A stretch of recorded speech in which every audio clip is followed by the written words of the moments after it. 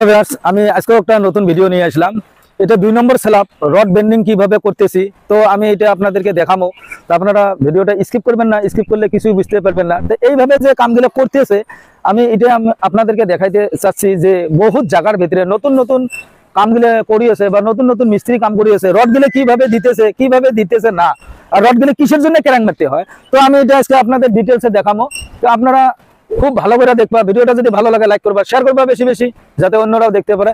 কেউ যদি নতুন চ্যানেলে এসে থাকেন চ্যানেলটা সাবস্ক্রাইব করে নেবা। তো আমি বেশি দেরি করবো না, ভিডিওটা নিয়ে যাচ্ছি। বেশি দেরি করলে ভিডিওটা বহুত লম্বা হয়ে যাবো। কেরাং গিলে অন্য অন্য জায়গার ভিতরে দেখবা, এই কেরাং গিলে কি করে এই জায়গা থেকেই মারে, আবার এই সন্ত করে আইসা এইদিকে এই জায়গা থেকেই মারবো। কিসের জন্য মারে এই কেরাংটা এইরকম করে, যাতে রড কম যায়। কোন গিলে রড কম যাবো, এই রডটা কম যাবো, এই রডটা কম যাবো, এই রডটা কম যাবো। আমি কি করছি, কেরেংটা সিরিয়াল এইভাবে গোটা এখানে মাইরা দিয়ে থুছি। রেসিডেন্সিয়াল ঘরের মধ্যে কি হয়, যদি আপনারা এইভাবে রড গিলে কম কম কম কম করে দিয়ে যান, কি বা কারণ বিশেষত, সে বলে আমার এই বিম থেকে এইভাবে আইসা এইদিকে এই বিম পর্যন্ত আমার একটা গাঁথনি আছে। আমরা কি করলাম, এই গাঁথনিতে যখন আমরা ঘরের কাম আরম্ভ করে দিলাম, তখন দেখলাম এই গাঁথনিতে এইদিকে 2 ফুট এইদিকে আসলো, বা সে 1.5 ফুট এইদিকে আসলো। তখন আমার গাঁথনিটা ঠিক এই জায়গায় আসলো, এইদিকে এই জায়গায় আসলো। তখন কি হলো, আমার যে এইদিকে রডটা কমাইলাম বর্তমান, তখন যে লোডটা এইদিকে পড়লো না নাই। আর এটা কম্পালসরি হয়েই থাকে, আপনারাও নিশ্চয় জানেন যে গাঁথনি করার টাইমত রুম গিলে কি বা আপার ডিপার হওয়ার জন্য এইভাবে কামগুলো করাও যায়। কিসের জন্য হয় এমন, যাতে আমার রুমটা, যেহেতু আমার পরে মিলের জন্য এইভাবে হয় যে এই রুমটা আমাকে এত বড় না লাগে, এই রুমটা ছোট হলেও চলবো, আমার এই রুমটা অল্প বড় চেয়ে লাগে।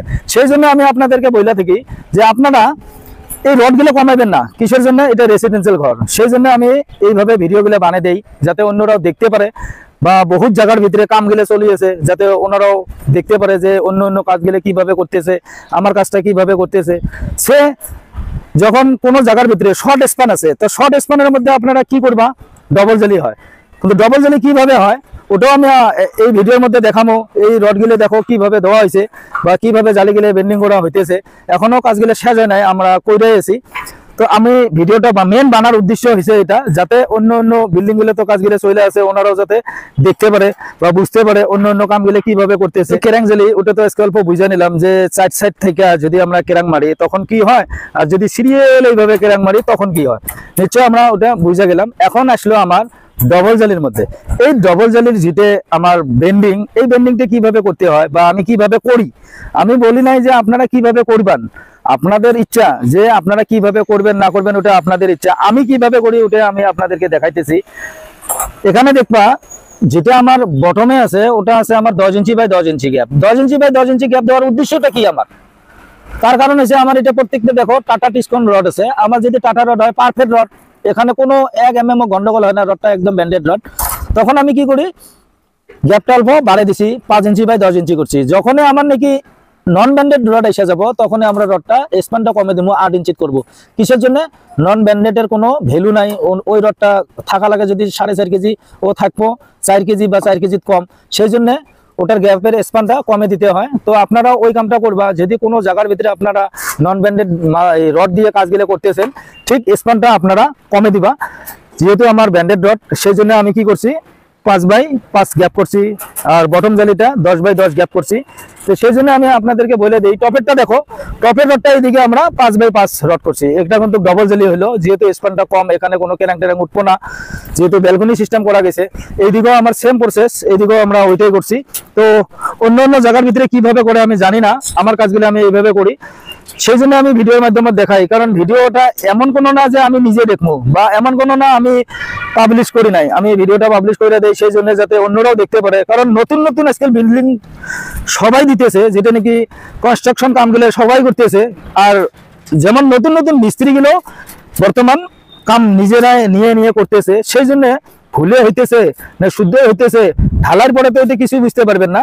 আমি সেই জন্য ভিডিওগুলো বানাই ইউটিউবের মধ্যে দিয়ে দেই, যাতে অন্যরাও দেখা, যদি কারো না কারো অল্প যদি হেল্প হয়, আমি যথেষ্ট ধন্যবাদ বলি মানবো, যে না আমার একটা কাম দিয়ে একজনকার তো হেল্প হয়েছে। সেই জন্য আমি ভিডিওগুলো বানিয়ে দেই, যেহেতু বিল্ডিং কনস্ট্রাকশন কামগুলোর প্রসেসগুলো বহুত আলাদা আলাদা হয়। কারণ রেসিডেন্সিয়াল ঘরের মধ্যে ইঞ্জিনিয়ারে হয় হে ডোরেংটা নেয়, কিন্তু ডোরেংটা নেওয়ার পরে কি করে, ওনারা কিন্তু অত সময় ডিউটি করে না। কিসের জন্য, ওনাদের যেটা ফিস আমরা কি করি দিতে পারি না। সেই জন্য আমরা কি করি ওনাদের লাস্টত দেখা দেই যে ঢালাইতে করবো আমি, তো আপনারা একদিন আইসা চেক করে দেন। তখন আসলো আইসা চেক করতে যদি ওনারা কিংবা কম বেশি পায় তখন কিন্তু কিছুই বলবো না। কিসের জন্য আপনারা ডেট ফিক্স কইরাই নিছেন, তখন যে ওনারা চেক করে কি করবো, তখন আপনার আলটিমেটলি মনটা বেয়া হবো, তখন করবো বাদ দাও এ বহুত কাম করছে, এই মিস্ত্রির অল্প স্বল্প ভুল হয়েছে ওটা কোনো ব্যাপার না। তো তখন কিন্তু সেই জন্য ইঞ্জিনিয়ারে কিছুই বলে না, না ঠিকই আছে চলো অল্প স্বল্প এদিক এদিক হবো। তো ওইটা না করি আমরা যদি করতাম যে একটা ইঞ্জিনিয়ার ডেইলি 1 ঘন্টা করে ডিউটি করতো, তখন কিন্তু যে দেখবা আপনার পারফেক্ট কামটা হবো, কোনো জায়গার ভিতরে রড কম হবো না, কোনো জায়গার ভিতরে কোনো কিছু কম হবো না। তো আমি সেই জন্য একটা অফিসও খুলে নিতেছি যে আমি এনআর কনস্ট্রাকশন বলি, আপনারা যদি গুগল ম্যাপে সার্চ করেন আমার অফিস একটা দিছি আমি। তো ওটা থেকেও যেটা নাকি ইঞ্জিনিয়ারিং ফেসিলিটিটা আপনারা ওটা ফ্রি পাইবা।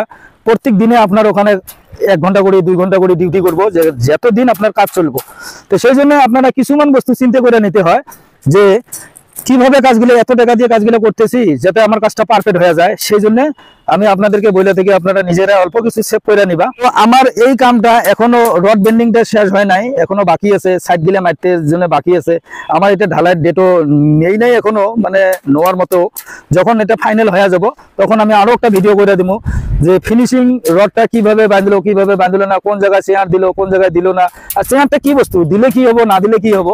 তো এইভাবে আরো কিছুমান বস্তু আছে, আমি ওটাও আপনাদেরকে দেখাবো যাতে আপনারা বুঝতে পারেন যে আপনার কামগুলোর মধ্যে আপনার কাজগুলোর মধ্যে আপনার স্ল্যাবের উপরে এইভাবে কাজগুলো করলো কি করলো না, না কিংবা রড কম গেল সেটাও আপনারা চেক করে দেখতে পারবেন, অসুবিধা নেই। ভিডিওর মাধ্যমে দেখতে তো ক্ষতি নাই, 2-4 মিনিট সময় দিতে পারবেন, অসুবিধা নাই। তো ভিডিওটা যদি ভালো লাগে আপনারা কি করবেন, লাইক করে দিবা, শেয়ার করে দিবা বেশি বেশি, যাতে অন্যদের দেখার সুযোগ করে দিবা। আর কেউ যদি নতুন চ্যানেলে আইসা থাকেন চ্যানেলটা সাবস্ক্রাইব করে নিবা। আমি প্রত্যেক দিনে নতুন নতুন টিক নিয়ে ভিডিওগুলো বানিয়ে থাকি, কিসের জন্য, যাতে আমার ভিডিওগুলো দেখা যে কোনো কারো যদি অল্প হেল্প হয়ে যায় আমি বহুত ভালো লাগবে আমাকে। সেই জন্য আমি নতুন নতুন টিক নিয়ে ভিডিওগুলো বানিয়ে দিয়ে থাকি। তো আজকের ভিডিও আমি এতটুকু রাখলাম, নেক্সট ভিডিও আবার নতুন করে নিয়ে আসবো।